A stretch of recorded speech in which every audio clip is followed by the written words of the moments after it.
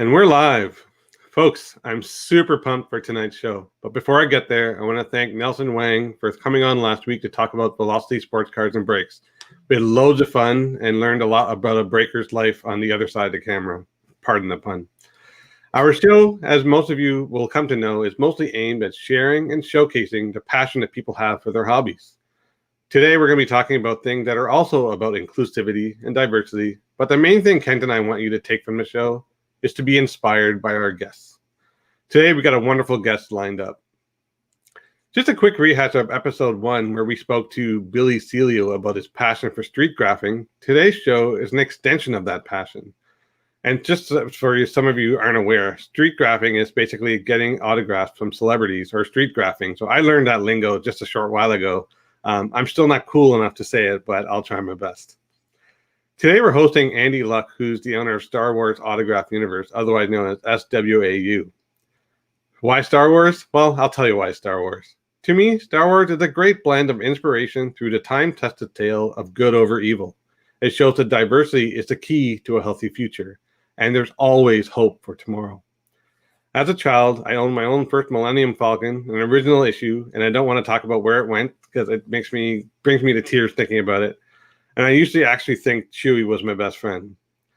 I can still remember the smell of popcorn on my fingers when my dad took me to see the movie at the theater. Right now, I'm a father of 2 young boys who debate all the time if they know all the planets in the Star Wars system. They even each have their own lightsabers. That might be a regrettable decision as a father. Anyways, I've said enough. I'm going to bring on Andy himself, and we'll start talking a little bit about his side of the world. Hey, Andy. Hey, Andy. Hey, how are you guys doing? Good. How are you? Awesome. I really appreciate you guys giving me the time to be on your live stream. And, I hope you guys love Star Wars because we're going to be talking about Star Wars for a little bit. Of course, we're going to talk a little bit about you guys, but, since there's going to be some new people, new eyeballs watching, I like them to know what you guys do because you guys are from Canada, Yeah, we're born and raised in Toronto. Kent lives on one end of the city. I live on the other. I like to say I live on the cooler side, but I'll let Kent debate that. Yeah, no, you're on the cooler side. you know what? I'm pretty sure that the weather is probably freezing cold there, and I don't think myself would be, or any sane person would like to live in Toronto right now. No, there's like 10 centimeters of snow outside of my doorstep. Yeah, we just got hit with a nice fresh snowfall last night. So what do you guys do for fun? I mean, are you guys just constantly on eBay or whatever trying to buy cards and stuff like that? Because there's nothing to do. You can't do anything other than be inside. Well, Canadians are known for being tough. So we like to be outside. We play hockey outside. I take my kids outside to play in the snow. The minute I heard the storm was coming, I was actually one of the few that was excited. I wanted them out there in their snow pants, building a snow castle or a snowman. The other thing is I was shoveling for a good hour and a half today. So it's like, I got my exercise. That's how we get our cardio, Andy, in Canada. We shovel snow. That's why you need to own a snowblower like I do. I own a snowblower. See, a smart Chinese person. That's why I like Ken. That's why when you guys are going to ask me who do I like more, I'm already going to choose my Asian brother right now, because I just think that it's we have a connection already, our eyes are similar, and we both have a passion of collecting stuff. We have that really nasty sickness called collecting. Correct? It is. Actually, the collecting bugs started early with us, very early with us. So I'm sure it started early with you as well, Andy. Yeah, of course. I collected sports autographs first. I think that's where typically any grapher or any autograph collecting person, male-wise, is going to be sports. Of course, I'm a huge baseball fan. I grew up in Houston, Texas, home of the Astros and the Houston Oilers, and now it's the Texans. And now I'm in the LA, and I follow soccer, which is the LA Galaxy. I follow Real Madrid. Manchester United in the Premier League, and Manchester City. And, this is like the capital of all of entertainment. So you got to collect something like the poster behind me, Rush. And you get into entertainment. And you have every single little boy's fantasy is to be Luke Skywalker or Han Solo in Star Wars, and that's how you began of doing Star Wars. Everybody has I think Star Wars is such a big part of pop culture that has heard of Star Wars, and that's why it's popular to right now. Even though that our fan base is the most rabid, crazy. I mean, I don't see any other industry out there as crazy as Star Wars fans. I mean, got your soccer hooligans and your hockey people, but Star Wars fans. Look at this; they have no problem burning it all down. I mean, have you guys ever seen anything like that? Go ahead, Kent. I'm sure you have some stories you can share. Not to that extent. I mean, I am a Star Wars fan myself, but I'm going to take Andy's word for it that Star Wars fans are very passionate people, and they're well versed into the Star Wars universe. Absolutely, for sure. Yeah. You know where the passion comes out is when you get a Star Wars fan debate a Star Trek fan. Oh. I mean, a lot of Star Wars fans are Trek fans. I mean, you're science fiction, so we do have another group that's not as big as Star Wars Autograph Universe, but it's Star Trek Universe. It's all about Star Trek autographs, and we have two great admins in that group that do private signings also with Star Trek people. Oh. But Star Trek is not Star Wars. Star Trek is not a pop culture phenomenon such as whatever. People might know who Captain Kirk is, or Spock maybe. Yeah. But everybody knows who Darth Vader is. That is true. 100%. Yoda. I mean, you go anywhere, you're going to see a Star Wars T-shirt or some way that's related to Star Wars. Do you see much Star Trek out there? Not a ton. I mean, you see the odd person, but I think that's like a really that's an odd person. That's what I'm saying. Star Trek people are just the odd people. You just kind of look at them, but they're really good people. Good history with that stuff. I mean, that series started in the 60s. Oh, dogs. All good. Okay. That's a good segue to ask. How did you go from your love of Star Wars to Star Wars Autograph Universe? So we started Star Wars Autograph Universe. The founders and myself. We have people like Steve Grad from Pawn Stars, who's a founder, Mike Tansky, and I have a couple of really great partners, Adam Klaus and Tom Cathy.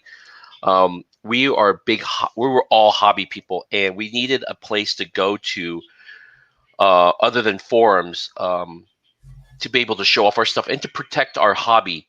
Our hobby is riddled with fake autographs, and just like any other hobby, fake stuff is just as horrible as people cheating other people out of money. And we slowly grew, and we started our own Instagram. We started doing a thing called the Graphcast. That was part of our crown jewel, is us doing interviews with certain things or teaching people how to collect, how to grow their collection. And we have some great admins that are admins and mods that are a little bit. They each has their own little focus. Some people are like 8x10 guys. Some are just figures. Some are Funko Pops. Funko Pops by far. I used to hate on them all the time, but I've fallen in love with Funko Pops. They're so fun to get signed. It's pretty cool, and it's something different. You see them everywhere. At first, we were just knocking on them that is the new Beanie Baby or whatever is going to die out, but it's been almost close to 10 years now, I would say, for Funko Pops. Has it been that long for Funko Pops already? It's pretty long now, And with us growing, I mean, we're close to 10,000 members. This is a private group, and we try to do a really good job of trying to screen everybody to make sure it's a real person that's actually joining our group, not some bots or whatever we're trying to do. If not, we would have like 30,000 people, but I'm very happy with the 10,000 people. And then we have a good, what the one fact that I'm very proud about is we're close to 20% female. Oh, female nice. collectors in our hobby is rare, but to have 20%, I'm so ecstatic. And you know, we actually have a female moderator, Annie, who does a great job helping female collectors about how to do, how to collect, because you do see a lot of females at Comic-Con, right? Mhm. Yeah, for sure. Mhm. Yeah. Of course, they also buy, and collect, and just like all of us. My wife, this today, I caught her. I caught her like buying stuff on eBay or whatever.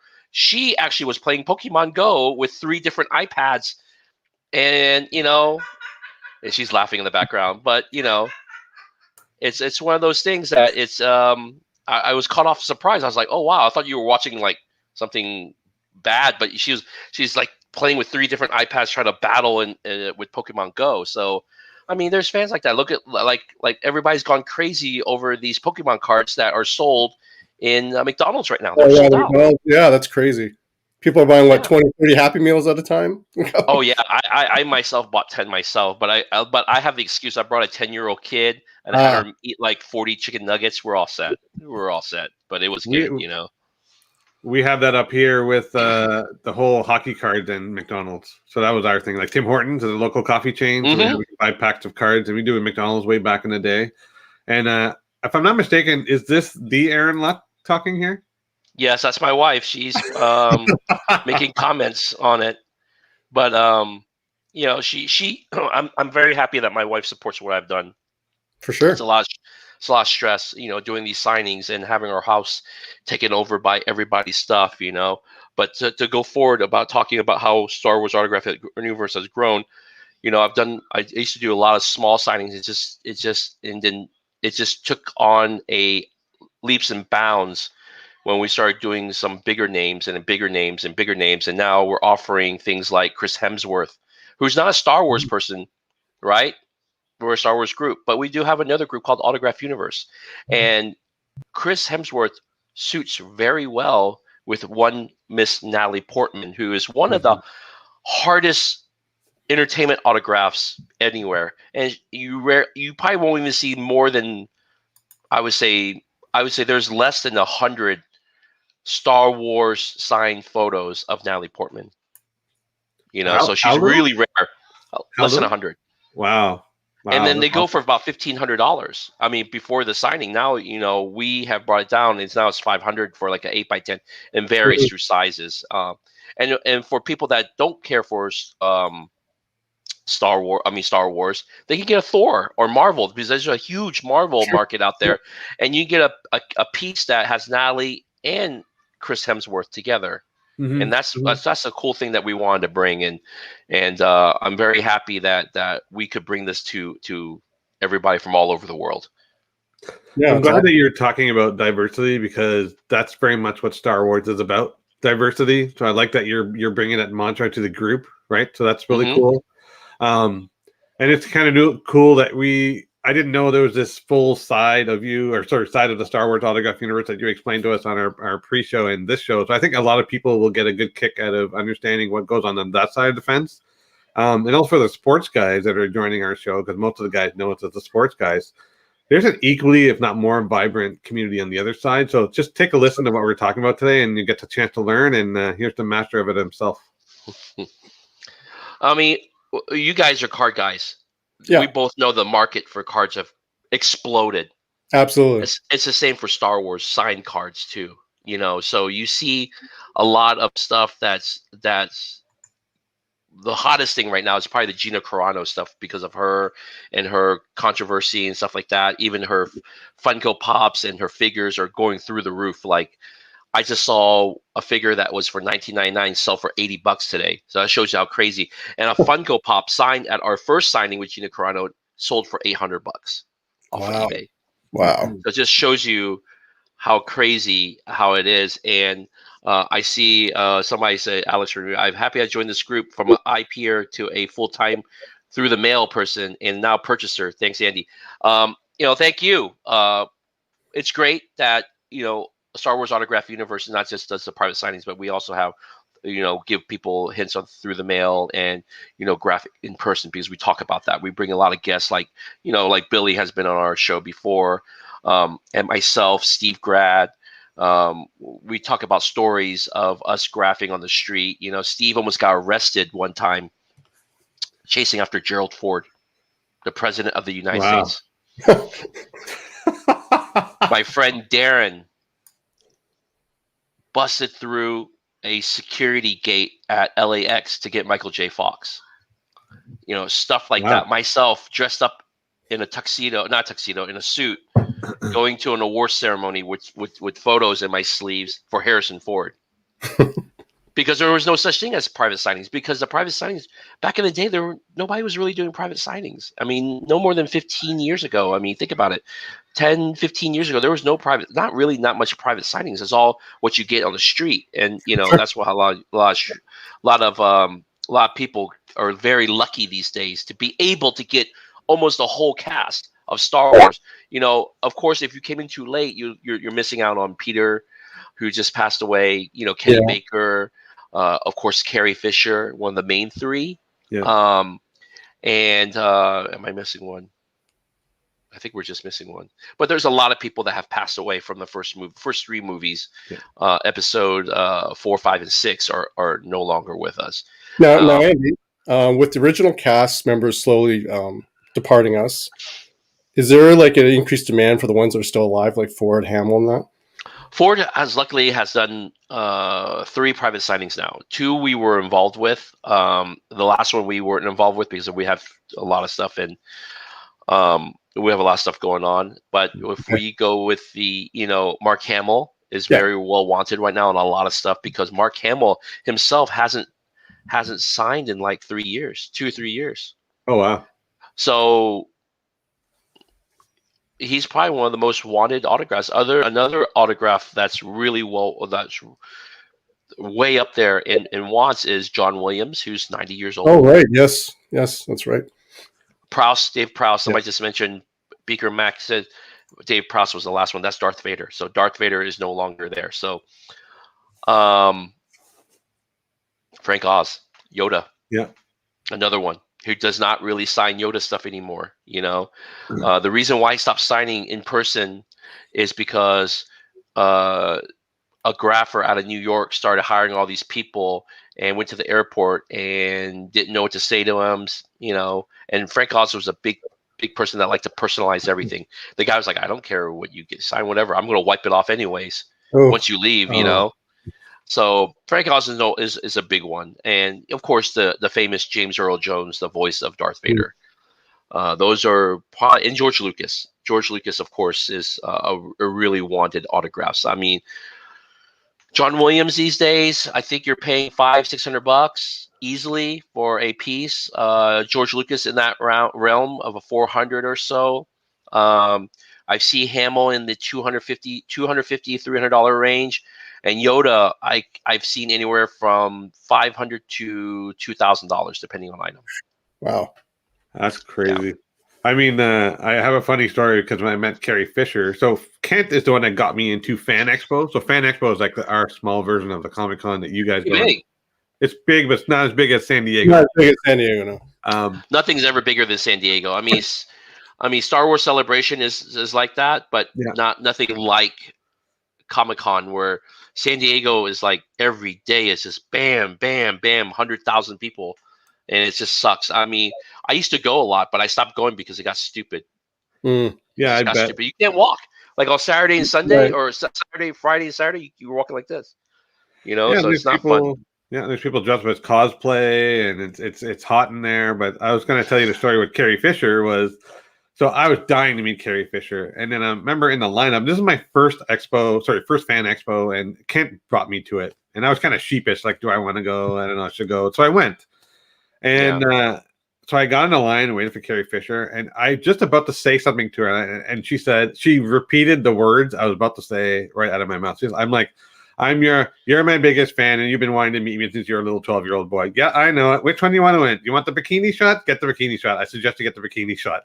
And I was like, okay. Yeah, the bikini shot is the one that you have to get, you know. There's one of her laying down. My favorite shot is the buns. Yeah. The buns, yeah. I mean, you can't beat those iconic shots of Carrie, and Carrie is by far the most friendly person that you'll ever meet. I mean, she Sure. was throwing glitter at you. You know, She'll she'll write anything you want on her stuff. I mean, she was the ultimate person to meet. And That was what that was the longest wait I've ever waited for one Star Wars person. I was in that line for like 4 hours to get her autograph at that time. it's worth it. You should have bought 10. Yeah, hindsight. At that time, when you purchased it, it was $75, right? Yeah. Yep. Yeah. Yeah. Now her cheapest autograph on a faded ink on an 8x10 is probably $300. Oh yeah. Think about that markup. And when did you see her? I want to say 2012. Yeah, it was around. Yeah, it was around with the So first within time. 8 years, you've already Yeah. tripled your money almost. Yeah. And more than that. I mean, think about that. I mean, how many pieces like that? Like I was talking to him, Ken, I know you have a poster that you have an insert. That Yeah. insert, you have everybody but Harrison Ford. And if you had Harrison Ford on it, I already told you could get anywhere from $5,000 to $8,000 for it. And if Hamel or Ford dies, that's a $10,000 poster. And Yeah, you would never think. And how much money you have invested in that? Kenny Baker, $50. Carrie Fisher, $75. Mark Hamill, maybe $125. Yep. Yeah. So you got less than $500 in that poster. Yeah. And if you were to sell it for $5,000 right now, you've already 10 times your money. Yeah, that's 10 true. times. Yeah. So it's one of those things. It's a great investment with Star Wars autographs. You're not going to get too much money if you're getting the 40th stormtrooper on the left or the cantina person on the very Right. far right. But if you have a piece that has 20 cantina people on it, maybe you're in the $1,000 range. It depends on what people. You have to understand. Star Wars fans collect almost every scene of Star Wars. What's the most popular one out of all the movies? What would be the most popular one? Empire Strikes Back, I would think, is the most popular, with maybe A New Hope and then Return of the Jedi after that. Yeah. Yeah. I'm not a very big fan of the prequels with Natalie and Hayden, but now it's starting to grow on me because you start to appreciate a lot of this stuff at the very as you get older. And a lot of people hate the newer ones, the sequel ones, but I'm a big fan of Daisy and Adam and all of them, and I really like the story. Ryan Johnson really screwed it up in the second one, but a lot of people love that movie. So you have to respect people that like that movie also. So it's a very creative movie. So it's just, like I said, Star Wars fans are crazy. And then now Disney Plus brings us The Mandalorian, which I'm very happy that Star Wars Autograph Universe has done signings with Pedro, with Gina. Now we sold out of KT Sackhoff already, like within a couple weeks.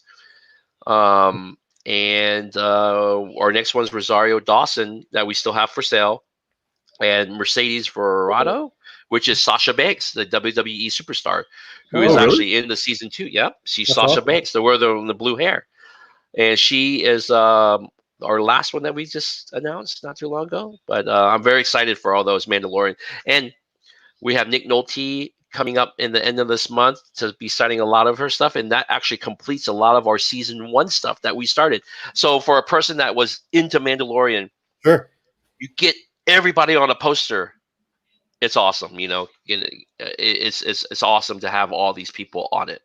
And then now you're into season 2. It's funny. I'll admit something in live air, and this is taped. I still haven't seen The Mandalorian or ordered Disney Plus. You're horrible.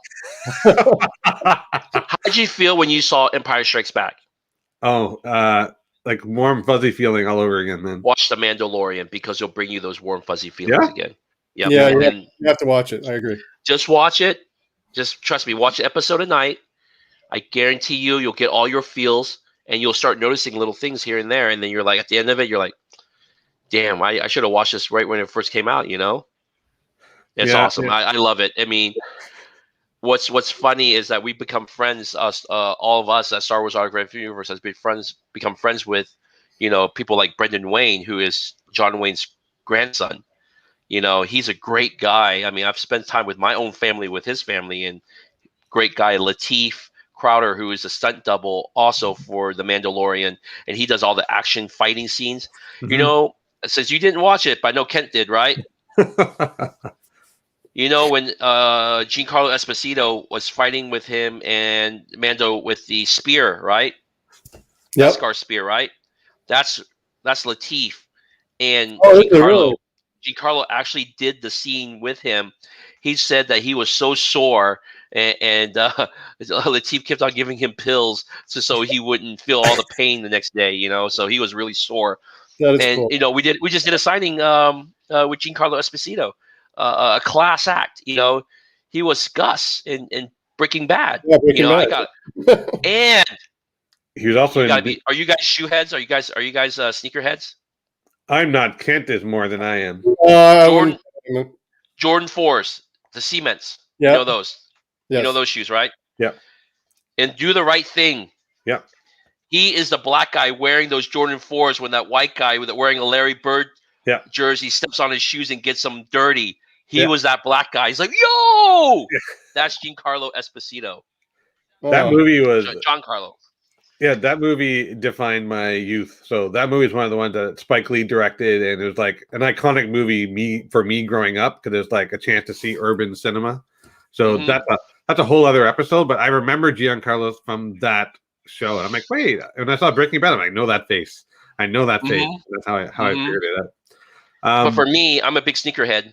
I love Jordan 4s. They're one of my favorites, and that scene is like, yo, that's awesome. You know, you get the good feels that you talk about that stuff. You know, and that's what drives our passion. You know, with collecting, we all have a passion. You know, and it takes something for us to get that passion, and you roll with it. Like you guys started with cards, and now you're doing live stream episodes. Yeah. And you guys thought about doing all this stuff, but if you think about it, it had to start somewhere. In your passion of what you want and what you like. And what's great is that you get to meet people from all over the world now to talk about your love for it. Totally. And it's honestly, it's how I met Kent, right? Like we became really good friends through the hobby. Actually, it's kind of funny. I am more closer. Kent probably just sold you a card that you wanted, and he really worked the price on you to the point where you're like, and then Kent was like, you know what? I'll give you a discount. Next thing you know, you guys are best friends. And we're sharing a booth and selling cards together. Oh, yeah. But, some of my That's best awesome. friends are in the hobby. Like Andy, you're going to become a good friend as well. But all my friends are hobby related. They're like really close, and we know each other from all over the world. And well, you can't meet anybody in the snow. True. I mean, you're not going to go to your distancing. neighbor and be like, "Hey, what's up? You want to help me plow my driveway?" You're not. I mean, like, no. Well, you shovel their driveway. It's a Canadian way, Andy. No, thank you. No, thank you. No, thank you. So you guys asked me about Star Wars Autograph Universe and how I started. So how did you guys start in the industry with cards and stuff like that? I mean, let's go with Kent first. So Kent, tell me what got you into starting to sell stuff, because I know at first you were doing it as a hobby, buying it, right? Then next thing you know, your wife is, or you have a wife, right? No. Oh, then you're okay. I have a wife, and she goes, "Hey, your limit." So let me do a fast story before anything. Go ahead. I saw a Michael Jordan poster on eBay. Great deal. I got it for $850. I had everybody look at Steve, my friend Darren. I purchased it. All right. I didn't really care about it because I was buying it as an investment. Sure.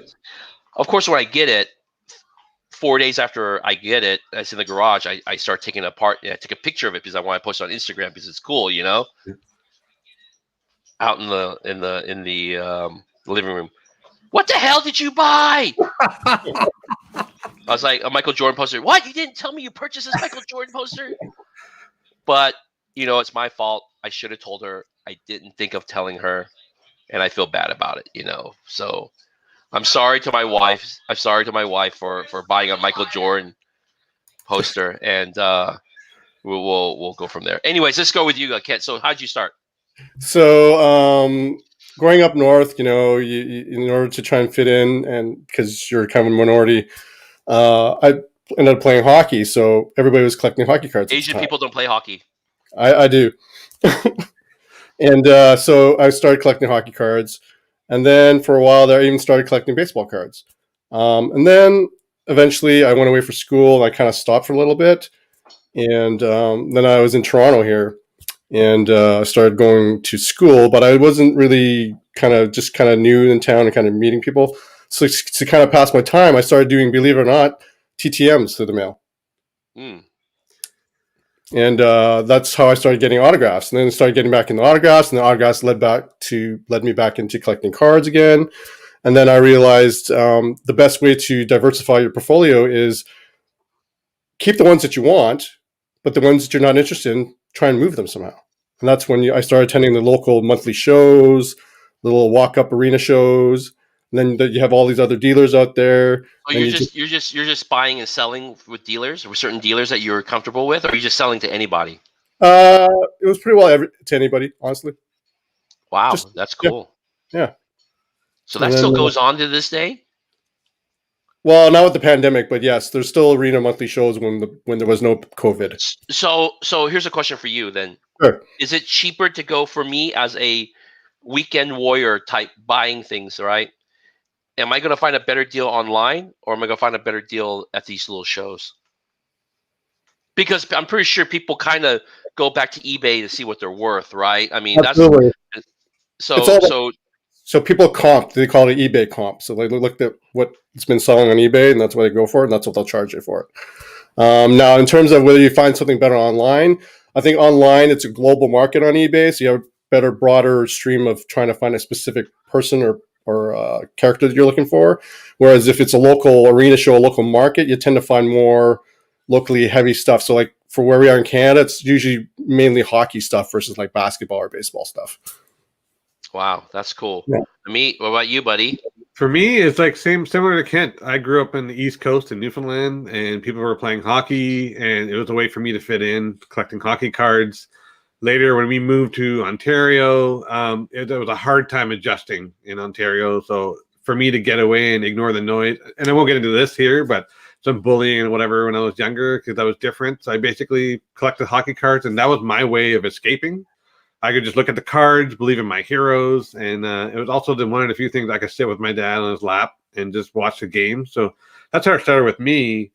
But then it morphed into, well, I like to crack wax. Well, that's usually a money losing endeavor. So I was like, well, if I crack a box and I keep what I want, similar to Kent, I'm like, I'll sell off what I don't want.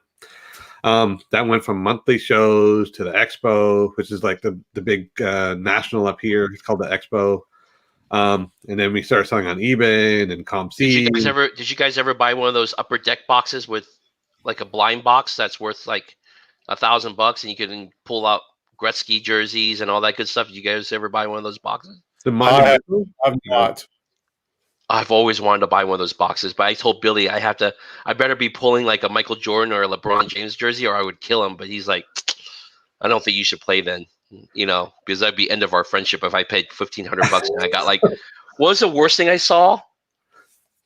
A Kevin Love jersey or something. I'm like, yeah, no. Why would anybody want that? Burn that stuff. But yeah. But that's cool. Like that's great that you like a lot of us we identify with something, but you actually got to connect with your father. Yeah. And I thought that's the coolest thing, that you and your father will always have that together. Yeah. Where my father, I got one of my first autographs by going to a Houston Oilers game that my dad took me to, and we went down the tunnel and we got Warren Moon, and that was something that me and him will always be able to talk about, and I think it's wonderful. It's refreshing to hear that you have something to identify where most family members, they didn't care. You guys have a sickness. You're the black sheep of the family, and that's it, Well, it took a long time for my wife to get into it. Like she understood and she supported me, because honestly, I get like these massive boxes to the house and mounds and mounds of bubble mailers, and I could just know the look in her eyes, like, those are for Amit. Put it in his pile. Put it in his pile. So does she understand the investment part of it? Yes, she does now. She's been paying a lot of attention because during the pandemic, I've been listening to a lot of YouTube content. There's a gentleman on now, Jeremy Lee, who has Sports Card Live. He had some shows on investing, so she's been listening to that, and I've been on his show too. So she does get it. Have you looked into all this stuff in case that you decide to kick the bucket a little earlier than usual, stuff like that? Because that's something that you should like a lot of collectors should do, is start categorizing, cataloging their stuff. And if you really think about it, all this stuff that you guys have and has put together, we're not talking about a few $100s worth of stuff. We're talking about No, hundreds that's of thousands of dollars true. worth of stuff, and That's that's where our group is so great about it. We like to tell people like, hey, you're doing it this way, you need to store it this way, you need to try to do it this way, because these are, even though we enjoy it, it is an investment also. Because think about it, a cast piece back in the day, we're talking about less than $500 to $1,000 of investment into it, right? To buy a cast piece, 11 by 14 cast piece with the main 4. You could probably get it for, I think at one time it was on sale for $800, $900, maybe $1,000. Just say $1,000. Now you're getting $3,000 to $5,000, $6,000 for that. I mean, that's a big return on investment. right. And that's something that we like to keep on put people in the back of their head. Like, hey, you're buying a lot of stuff. You need to make sure that you're storing it right and you're not putting it in a top loader forever. So when the heat comes and the moisture, it just rips off the autograph and there goes your investment. Is not worth any money anymore. That's the most important thing that we like to strive. And with Star Wars Autograph Universe, for me, it's like a platform for mental health. Yep. I talked to you two guys about it. One of our big things about mental health, making sure people are okay, because collecting, you kind of want to share it with somebody, correct? 100%. Sure. Yep. Some people might not have that avenue to share. That's why I'm making sure that people know that we're all here for you guys to listen, to post, to show off your stuff, and to see how you're really doing, because I feel like a lot of people need to make more friends and to talk about the same stuff that they love. And that's one of the main things I've been trying to push. And it's really hard during this pandemic right now, and that's why we have these things called a fireside chat. We used to do it live, but it ran like 4 or 5 hours straight. Like, it'd be all of us into a Zoom call, and we just talk about whatever. It doesn't have to be autographs, and we talk and we talk, and it got a lot of us out of our funk during this pandemic. And I really stress a lot of people that are watching from Star Wars Autograph Universe to join one of the fireside chats to talk to, because if you're not a very sociable person, you're just in your hole. Yeah. Sure. Yeah. And sometimes it's better just to get it all out, to tell people how you feel. And one thing that we don't really go into is politics. That's one thing that we don't really get into, because in politics in the United States, we already know.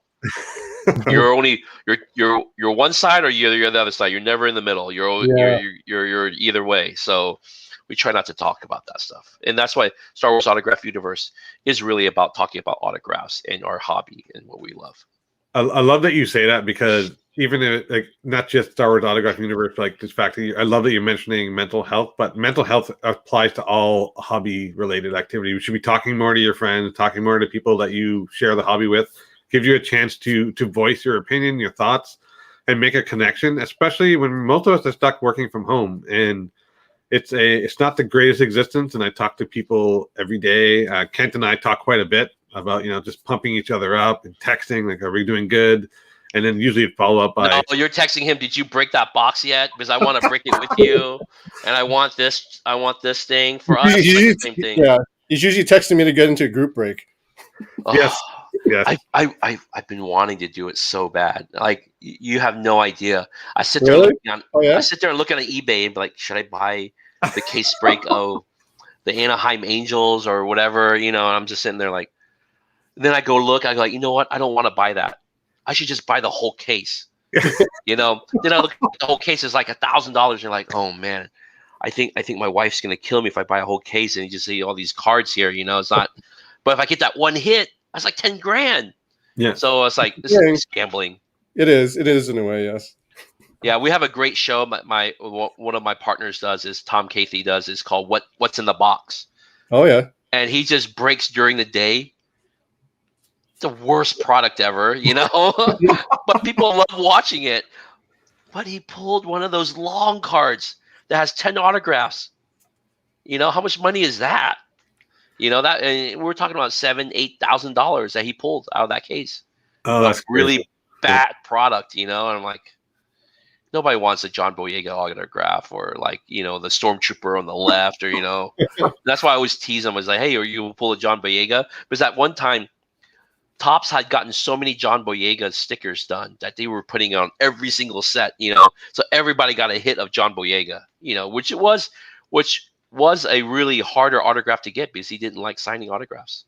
I did actually hit a John Boyega out of the Topps product. It was a duo. It was him and Anthony Daniels together. Yeah. Oh, Anthony Daniels was worth some money. That's $100 card, right? Mm-hmm. See, so it's one of those things, So I have a question for you guys. So you guys know that we're a very big Beckett group. Yes. So are you guys Beckett? Or are you guys PSA DNA? Or what do you guys mostly do on slabbing stuff? You go first, Kent. I'm mainly So I started off BGS Beckett. Now I'm more mainly PSA now. Wow. Yeah. Is it getting more money on PSA than Beckett? Because I see both ways. Some of the really high stuff, like the Mike Trouts, I see the Beckett getting a lot more money on it. It depends, right? So, for example, if you have a PSA Gem Mint 10 Trout, that is worth a lot more. But if you have a Beckett Pristine Black 10, 10, 10, 10, 10, that is worth more than the Gem Mint 10 PSA 10. So because they're harder, right? Beckett's a little harder on the grading, right? Right, on the subgrades, yes. Wow. And people want to get away from the subgrades, right? Because now they're getting to a point where they're evaluating value depending on your combination of the subgrades. So if it's a 9.5, right, they take the aggregate of the four grades to make another price for that point. With PSA, it's just one one number. Yeah. Right? Yeah. I'm a PSA guy because I like vintage stuff. That's my Uh-huh. thing. And I do some modern stuff as well. But I mean, I'm not going to ignore Beckett either. PSA has also turned around some of our stuff a little bit sooner than Beckett. Beckett's got a bit of a backlog, so we're just waiting for that to come through. But I've not done any authentication through Beckett, which is something you introduced me to, which now I'm thinking about. And now my head is like, never thought about doing that. You need to. Like, I have what I advise people, do 10 pieces a day, 10 pieces a month. In the course of a year, 120 pieces of authentic stuff. I mean, certified stuff is worth some serious cash. Yep. And with our group, you get like a pretty good discount. I mean, this is one of the deepest discounts. And every once in a while, I'll run a special for $8 for something, something like that. Oh, cool. Here's a question: do you believe the original 1977 Star Wars cards will rise in value? I believe so. That's why I've had a lot of people lately been turning them in for grading. Yes. Really interesting. Yeah, expensive card. I mean, the cards are really nice. And, it's not easy to get a 9.5 Beckett on one of those cards. Just like any 1977 baseball card, you're not going to see many that are 9.5s. Yeah. But it's cool. You do quite a bit. Sorry, go ahead. Go ahead. I said you do quite a bit of submitting yourself, right? So it's you're always getting that inventory coming back in, right? Yeah, I do a lot. The slabbing, you're right, has been slowed down a lot. We're about 2 to 3 months right now. Yeah. Doesn't help with the winter right now. Sure. But it's been pretty steady, like easily 1,000 pieces every time that we do something like that. Wow. So people love it. I find it funny.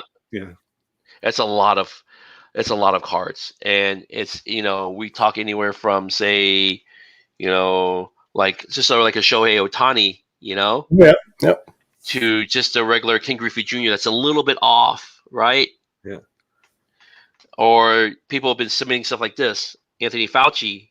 Oh, cool. There's something different, and then you get like people things like this, like nice stuff like this. Ooh, LeBron. Now you got me thinking about the subgrades. So yeah, I messed up on the centering. The centering is 9. Everything else is a 9.5, but it's a 9.5. So that's considered pretty good, right? It's still pretty good. I wouldn't argue. I wouldn't argue at all. That's the auto's on the bottom, right, Andy? There's an auto on that? Yeah, there's an auto in the bottom. That's awesome. And that was graded a 10 too, but it doesn't say it on here. Is it on the back label? It might be on the back. Oh, it is. It is. You're right. It's on the back label right there. So Sweet. interesting stuff. I mean, something different I didn't know about, but I've gotten to learn about that part, and I've gotten to learn a lot about comic books too. That's another like That's mind blown thing is comic books. I don't know anything about the comic books. I know Kent does more so. Like, it comes to a point where I kind of had to focus. Like, if I wanted to collect everything, so I have like entertainment autos, I have sports, I have baseball, football, basketball, hockey, and I'm like, okay, my mind's gonna blow if I don't pick. That's why we like to tell people when you collect Star Wars and stuff like to focus yourself. You can get a little bit of everything. The cheaper autographs, get a little bit of everything, but try to focus. Yeah, you have to focus. I agree. Yeah. Think about it. 10 Ewoks at $30 is one Carrie Fisher. Yeah. So do you want Carrie Fisher iconic in a Slave Leia, or you want a photo or 30 photos of 30 different Ewoks? Or yeah, you're right. You're working on a cast piece, you get 100 people on it. They're all worth about $30, $50. You can buy a Kent owned poster with the full cast. Which one in your mind is better? My opinion, I think the poster with just the original characters. I agree. Clean. Go from there. I went crazy and got all the model makers. I got all the set people. I got the directors, the second directors. I got the producers. I got everything. I got like 200 autographs on one poster times 3 for each of the 3 movies. Who's the most obscure you've gotten? Like, who is the most fringe person you've got signed? Like someone like so far removed, but still part of the show. Some way you got an autograph. Oh, hard to say. There's so many different ones. The hardest autograph I have, and I think I'm the only one to have, is a Marsha Lucas autograph on a poster. She won the Academy Award for editing in Star Wars, and was George Lucas's wife. Oh, she divorced him. Got $50 million and disappeared. But she won in 1978 or 1977 Academy Award. She won Best Editing with 2 other people. One who's Chinese, which I'm very happy to meet, Mr. Chu, and Mr. Paul Hirsch. 3 Academy Award winning guys. And they say that if it wasn't for the editing, that movie would have sucked. Oh, interesting. Interesting. Yeah, so it's crazy. So I got a question for you. Since you brought it up earlier, and it's been on the back of my mind, so COVID has obviously hit and changed things. So from overall, what would you say was the biggest impact of COVID? And the second part of the question is, do you think cons will change now that COVID is here, or do you feel it will go back to somewhat normal? I think with the vaccinations, I think it will get a little bit more normal. The issue that you're going to have is the photo ops. Yes. Don't know how they're going to do the photo ops. And I do think that instead of you being right against the table to pass on your stuff for autographs, you're going to be about 4 to 5 feet back, handing it over.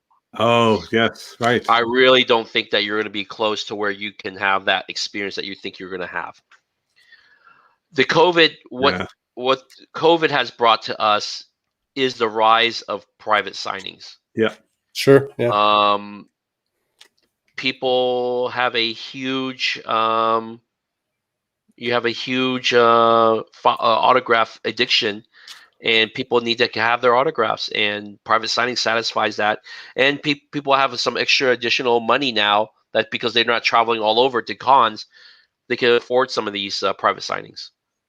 Yeah, that would make sense, and it's a good point about not being able to do the photo ops. That's a really neat point I hadn't thought about before. Like, we have our own thoughts. Like, Kent and I have been talking about how the future expos are going to change for buying cards. That you're going to have to slide the money on the table, then you pick up the card, then you slide the card back. Like, is there going to be rifling through boxes that you're going to be afraid to? Like, it's a lot of things on your mind. There's going to be a lot of things, and the number one issue that people are going to have, from a organizer standpoint, is that most convention centers is recycled air. That is true. Right? Yeah, that's true. Yeah, it's going to be recycled air. That's the problem that you're going to have, and you're going to lump 30,000 to 45,000 people in a confined space with recycled air. Yeah. That's going to be the problem. Now, Now, Fauci was saying that today that he expects the majority of us to get vaccinated by beginning of summer. By the time everything is back to normal, I don't see any cons happening. Maybe small cons might happen this year, but the big ones won't be until 2022. 2022. Wow. Yeah. And that's a while, man. That's not soon. That's a while. Well, I mean, I would hate to be the organizer that threw something, and the next thing you know, like 100 people or 1,000 people got COVID from my event. Right. That's the risk. You just organize. There's going to be a lot of legal issues with that too. So, you live in a country that is not sue happy. I live in a country that, if I fart in the wrong way, I might get sued. So that's the issue that we have.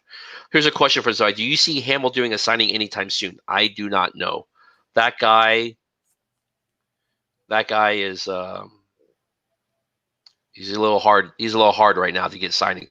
We had it good with Hamel for a good 10 years of him signing, and then all of a sudden he got iffy about signing, and he got paid really well doing The Last Jedi. So, he's not hurting for money anytime soon.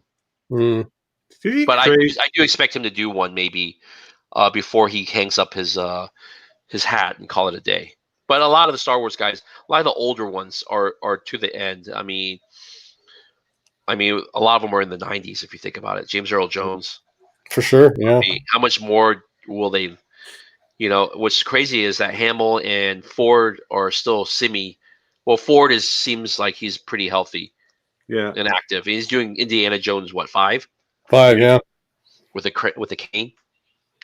Oh man, that's like he's like, and what's funny is I just thought of this now. Well, actually, not just thought of it; it's crossed my mind before. So many of these stars have so many crossover appeal, right?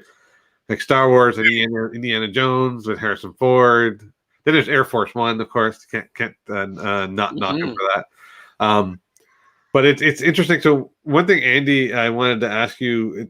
What you brought up to me your cards earlier, and I actually wanted to see what some of the cards you have in your own collection. You showed the LeBron there, and I thought we could take a look at each other's collections a bit before we end. Card wise, I'm not a huge card collector. I dabble in a little bit here and there. Yeah. I do have something that not many people have. Series 1, a Force Awakens, top set, 175 card set. That's including the subsets, right? Okay, yeah. I graphed and got J.J. Abrams to sign all 175 cards. What the hell? Wow. I chased him throughout L.A., and he signed almost 25 to 50 cards, and I had my friend helped me accomplish it, and I got them all slabbed by Beckett. Really? Okay. Wow. Yeah. Wow. All J.J. Abrams. The whole set. Every single card signed by J.J. Abrams. He doesn't have the most prettiest autograph, but it's real. And I have all 175, maybe 180. It could be 190, but I got them all slabbed. And it's one of my cool things I have in my collection of slabs. Did his auto differ at all through the whole 175? It's a JJ slash, but there's variations of JJ slash. Depends on how tired he got. He goes, screw it. He gets real loopy. Right. But pretty good. I got that all done. That's dedication, and that shows your passion, Andy, for the hobby. Well, at one point, I did have like close to 400 J.J. Abrams. I gave a lot away as gifts in the group and raffles, so I did do a lot of that stuff. That's really, really cool. That is really neat. That is so what would you say is your favorite? Is that your favorite piece then? Or would you say there's other pieces that are your favorite? My favorite piece is probably a 18 by 24 photo. I got signed by the whole cast, from the old cast and the new cast, on A Force Awakens. That there's a round table that they were talking about they're reading the first script. Yes, that's one. Yep. I have everybody, including the producer, signed it. Wow. I think it's the only one. That's I think the only one. Some people are missing one or two, but I got all of them. That's insane. That's awesome. That's so awesome. That's my personal favorite because I got most of those autographs myself. Sure. My posters. I have 3 posters. I have 1 Star Wars posters from the whole cast, every cast of Star Wars. Do do you still go out with Billy and Graf or anymore? Like, I no? do not. I don't have the time. I Yeah. dedicate almost half of my time with my work and the other half time with my group. I'm married to Star Wars Autograph Universe too. I don't see myself waiting at a convention or waiting at a premiere. I Yeah. just don't see it in myself to do it because I could spend more time in the group trying to make it better and trying to educate and trying to Sure. get my agendas that I want done. I think that means more to me. As in autograph wise, I'm pretty satisfied with my autograph collection. There isn't really that much more that I need in my collection to where I need to have it. I'm pretty satisfied with everything I have. I have one of the best Top Gun posters signed by everybody, including several of the pilots. Yeah.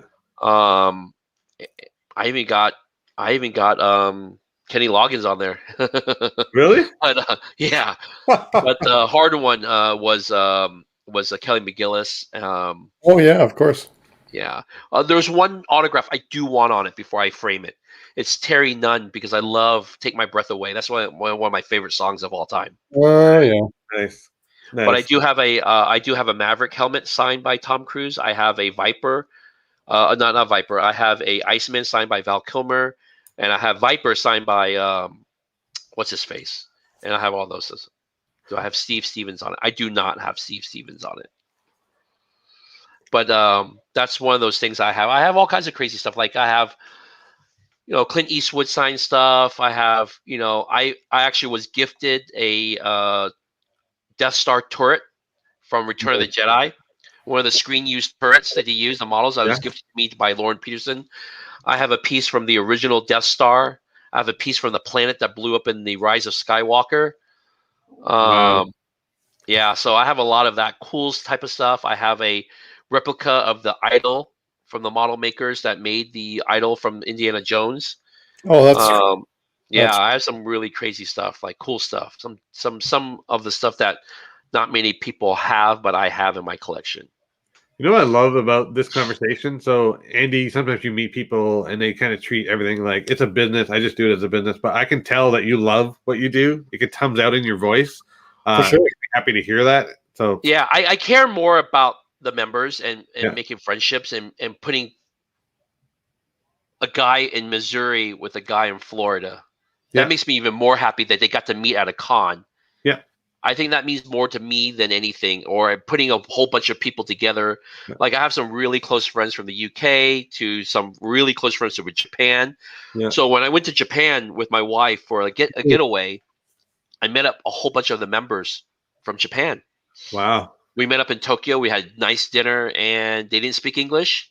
I don't speak Japanese, but we both got together and we had a great meal, and Yeah. they were showing me pictures and I was like, oh yeah, that's so cool, and they're like, they'll say something and I'll be like, okay, cool. Yeah. But they were so nice and they were probably the nicest. They were probably one of the Japanese collectors are some of the hardcore collectors in the world. Nice. So I know we're coming up on the hour mark, so we didn't want to go too far past the hour. There's so many things I want to ask you, but I think I'll keep it simple. And then Kent and I will probably do a question each. So you've said it many times, like, and I already understand, like, the number one experience you want people to take away from your Facebook group is a sense of, a sense of pride, owning your space and owning your hobby, and you're really promoting diversity. Am I correct in saying that? Yes, 100%. Actually, my next agenda is diversity. I tend to try to help as much as I can on different races, and it's very refreshing to see Kent and yourself and me. You guys are different. Yeah. You're not two white guys like the typical comic book guy, right? Yeah. The stereotype that all of us collectors have. Yeah. We all come with different backgrounds. Myself, I come from a racing background. That's what I do for a living, car racing stuff, right? Yeah. And nobody would ever think that. People all think that I do autographing and private signings for a living, but I don't. I do racing stuff. I'm the director of operations for Formula Drift.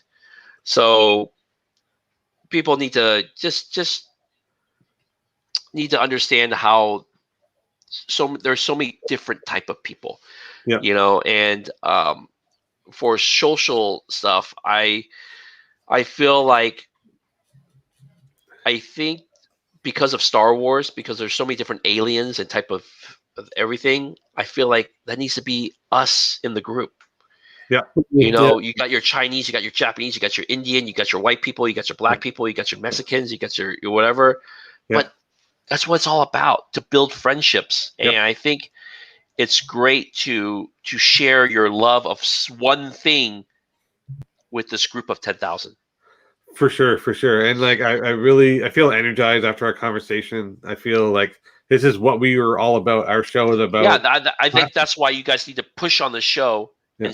and strive to be the best, because I feel that you guys bring a different side of our hobby. Yep. Agreed. But that's what we're aiming for. Yep. Yeah, and that's the most important, is because if I'm some younger collector that's picked on or called a nerd or whatever, that I'm Chinese. Yeah. I'm China flu. My daughter got called the China flu when she was in school during the pandemic. So I'm using this as an example. Yeah. I can see things like this and have a sense of confidence that there are people like me that look like me that collect the same stuff that I love. Yep. That's the most important. If we could change one person, agreed. You change two people.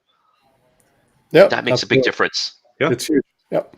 And for me, that's better. That's worth more than any autograph that I own. I could care less. Agreed.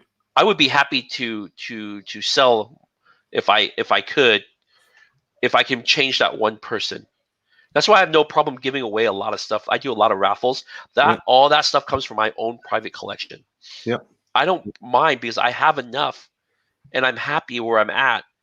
I got my posters of this. I got my my Kevin Costner. I have my Braveheart signed poster. You know, but it's really about inspiring other people, and that's what it's all about: inspiring other people for them to do better and to grow their autograph collections and to enjoy it. Because a lot of people, I see a lot of people stressing too, because we get a lot of emails when we sell autographs like, oh, I don't know if I don't know if I can afford this. Yeah. Can you tell me how much this is? Because I have to forecast, because I can't pay rent. Pay rent. Yeah. You know? And then if you have $2 left, use that for something that you want. You know? Yeah. That's the most important for me. And that's what we strive, because I have gone through all that. I could tell you many times where I shouldn't have bought something. I bought something when I shouldn't. Yeah, I'm guilty of that too. And we have to educate the youngers, because they're the one with the lower amount of money, to educate them to do it smart. Agreed. And I'm glad that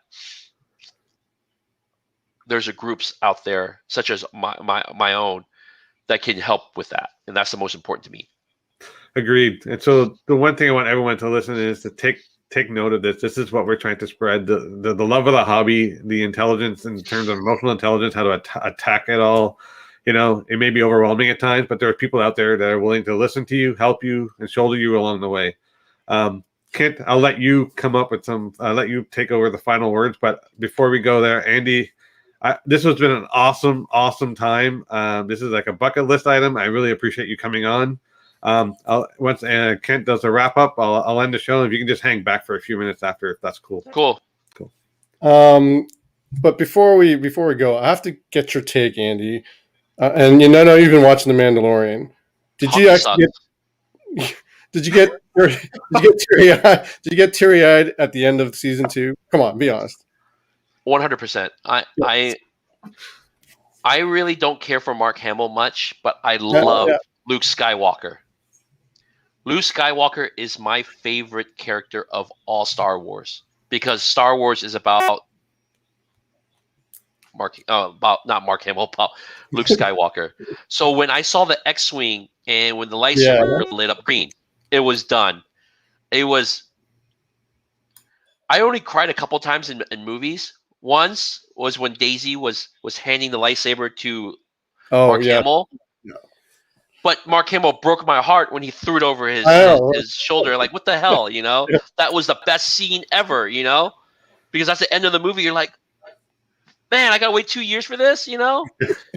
But the end of season 2, watching Luke in action, slashing everybody, can't beat that. Yeah. You can't beat that. No. And what Favreau and what Filoni did is ignite the passion of the older collector, older fans. Oh yeah, for sure. And it made us all whole again. Now we're all back in one. Because I have yet to hear one bad thing about Mandalorian. No, me because neither. I can't wait till Amit tells me it's the worst show ever. Then I'm never going to speak to him again. But watch it. I think it'll make us all the fan base back to. Well, now it's split again because of Gina, but it's all back together, and I think you will enjoy it. Even though we just killed it for you on the spoiler of season 2. No, I'm old. I have a poor memory, so I'm sure I'll forget. Yeah. For all of you that have joined, I really appreciate it. Andy, you brought some people to the channel, and I appreciate that. Well. Thank you, Andy. We'll be having upcoming shows and then promoting more material, but this is an awesome show, and I'm really glad you made the show today, Andy, and I appreciate you being there. Thank you very much. No, like I said, I appreciate you guys. I have nothing but love for you guys, and I want to support you guys going forward. Yeah. Like I said, I understand where you guys are coming from, and if I can help, I will be happy to help. And like I said, if you guys have your own agendas, this is a platform to use it.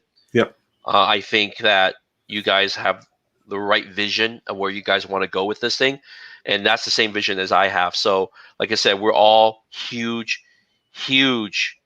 collectors. We have the passion for it. Now it's really about using our passion and moving it forward to other collectors, For sure. other people, so we can inspire them to be better in the world. Thanks, Andy. Thank you guys. Again, go to Star Wars Autograph Universe on Facebook. We have a page and a group. If not, go to swau.com for our autograph signings. I believe most of it is sold out, but we have Rosario Dawson, which is Ahsoka Tano in which you don't know anything about in The Mandalorian. And then we got Sasha Banks, who was KT Sackhoff's Bo-Katan's sidekick. Awesome. And she is one of the largest WWE superstars, and she's signing her real name, Mercedes, on stuff. So thank you again, guys. You guys have a great night, and thank you everybody for watching. Cheers.